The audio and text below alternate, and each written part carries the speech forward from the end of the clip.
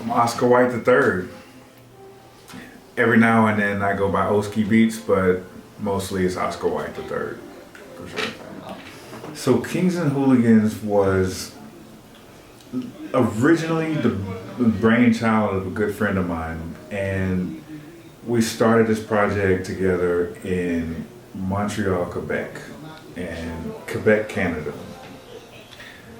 And so, we had a couple of good songs, and then it just kind of never went further than that.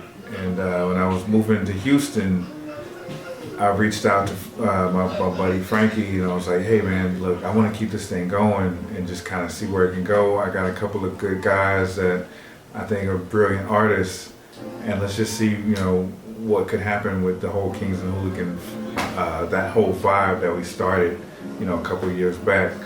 And I met Three Bubble.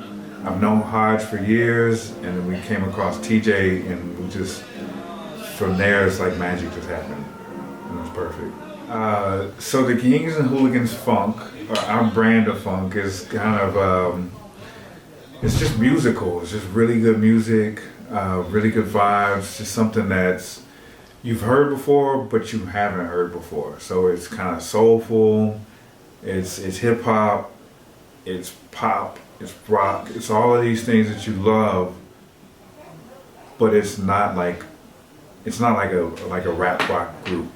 It's just like a rap group. It's so hard to explain. You just have to listen. You gotta listen. You have to listen. The biggest challenge working with so many personalities is coordination. Getting everybody on the same place and getting everybody on the same page at the same time is like the hardest thing in the world, and it's super frustrating. The creative part is easy, like writing songs, making songs, working with these guys, collaborating. That part is easy. We come up with amazing work together. But getting everybody in the same room at the same time is the hardest part, for sure. I got my first guitar, it might have been closer to 3. It might have been close to 3 years old, and I wouldn't say I was serious about it back then, but I was infatuated. I've been infatuated with the guitar for a long time.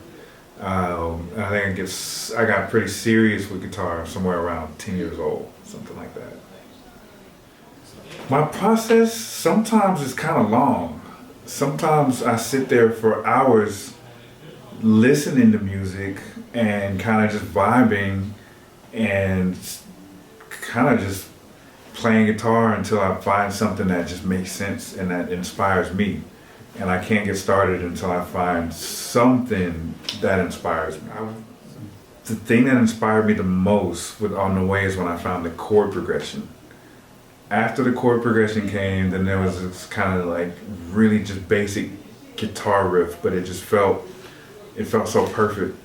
And the beat just kind of made itself from there. After that, Sydney's drums. Sydney's an amazing drummer, and the part that he laid just kind of felt classic and new all at the same time. And the songs came together from that. Some of the people I've been fortunate enough to work with throughout the years, high up there on the list, Pharrell, Steve Aoki,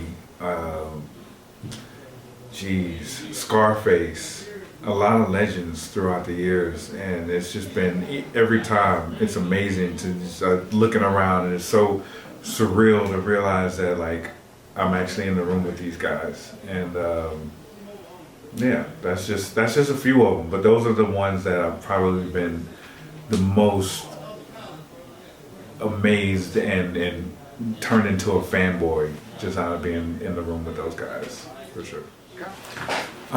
So on my playlist, a lot of things, but lately I've been listening to and really inspired by Still Woozy and the latest project from Labyrinth. I'm really impressed with what Labyrinth is doing right now.